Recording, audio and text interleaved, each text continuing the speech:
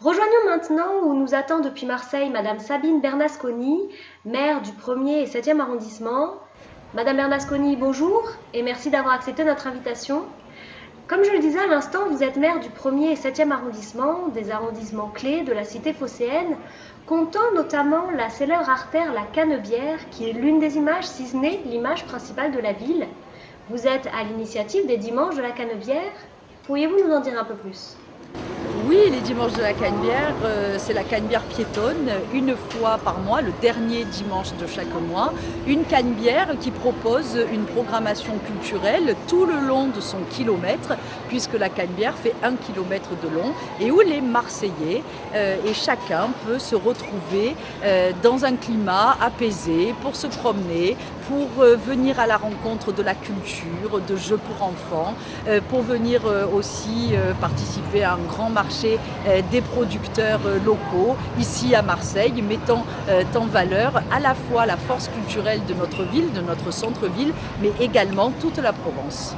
Marseille, justement, est une ville qui ne laisse jamais indifférente. Elle est souvent victime de sa propre image, d'insalubrité pour certains, de criminalité pour d'autres ou encore de chômage. Qu'est-ce que vous proposez au sein des secteurs que vous dirigez, le 1er arrondissement qui est un arrondissement plutôt modeste, le 7e qui est un arrondissement plutôt bourgeois? Qu'est-ce que vous proposez afin de promouvoir une image assez juste, voire positive de votre ville? Eh bien, écoutez, la ville de Marseille est riche de sa diversité, de sa population mosaïque. La ville de Marseille est riche de son histoire. Et cette histoire, elle a laissé des traces. Quand on se promène ici en centre-ville, eh bien, il faut relever la tête pour regarder un patrimoine qui est exceptionnel. Nous voulons revaloriser ce patrimoine. Il y a aussi beaucoup de culture dans le centre-ville de Marseille qui touche à tous les domaines, à toutes les esthétiques, à des acteurs culturels qui sont à la fois des grandes institutions comme l'opéra ou les grands théâtres, mais aussi tout un foisonnement de petites associations culturelles. Il y a des habitants qui aiment leur ville et qui ont eux aussi envie de participer au fleurissement des rues, au verdissement des rues, à ce qu'il y ait plus de tri sélectif, à se déplacer avec des modes de déplacement doux comme le vélo par exemple. C'est cette image du centre-ville que nous voulons valoriser, c'est-à-dire un centre-ville rempli d'atouts qui est attractif aujourd'hui, attractif pour des nouvelles activités également, puisque l'empreinte numérique est très forte ici au sein du centre-ville qui attire de plus en plus de start-up, et bien évidemment la force économique de notre centre-ville, les commerces. On trouve ici les plus vieux commerces de Marseille, les plus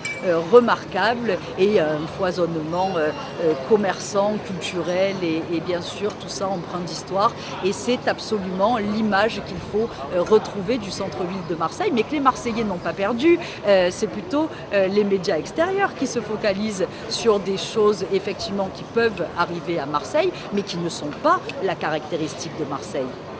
On se quitte quelques secondes, le temps du rappel des titres de l'actu du jour. Toujours avec nous depuis Marseille, la maire du 1er et 7e arrondissement, Sabine Bernasconi. Madame Bernasconi, nous sommes en pleine période électorale, les présidentielles. Qu'est-ce que vous attendez du prochain président de la République qui la porte à Marseille, la plus vieille ville de France ?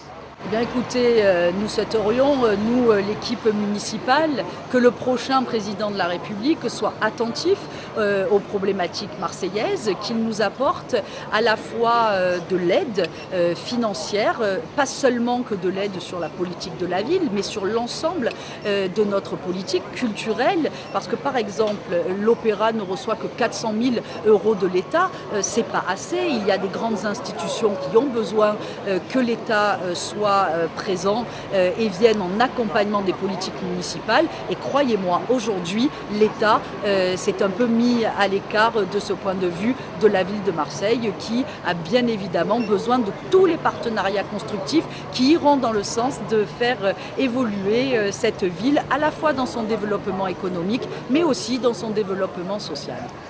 Avant de terminer, l'historique maire de Marseille, Jean-Claude Gaudin, ce sera certainement son dernier mandat. Beaucoup de noms circulent pour lui succéder aux prochaines municipales. Est-ce que Sabine Bernasconi fait partie de ces prétendants? Non, Sabine Bernasconi ne fait pas partie de ses prétendants, mais je travaillerai bien évidemment avec le successeur de Jean-Claude Gaudin, qui j'espère sera un successeur qui fera partie de notre équipe aujourd'hui. Alors oui, beaucoup de noms circulent, mais vous savez, il y a avant cela un choix à faire. Ce sera un choix d'équipe, peut-être des primaires, et ensuite toute l'équipe municipale actuelle, toute la famille politique issue de Jean-Claude Gaudin pour Marseille, eh bien, se rangera derrière celui ou celle qui aura été choisi pour représenter nos couleurs au moment de la succession de Jean-Claude Gaudin, que Marseille regrettera forcément. Madame Bernasconi, merci d'avoir été en duplex avec nous depuis Marseille. Dans un instant, la suite de vos programmes avec une nouvelle édition de l'Actu du jour.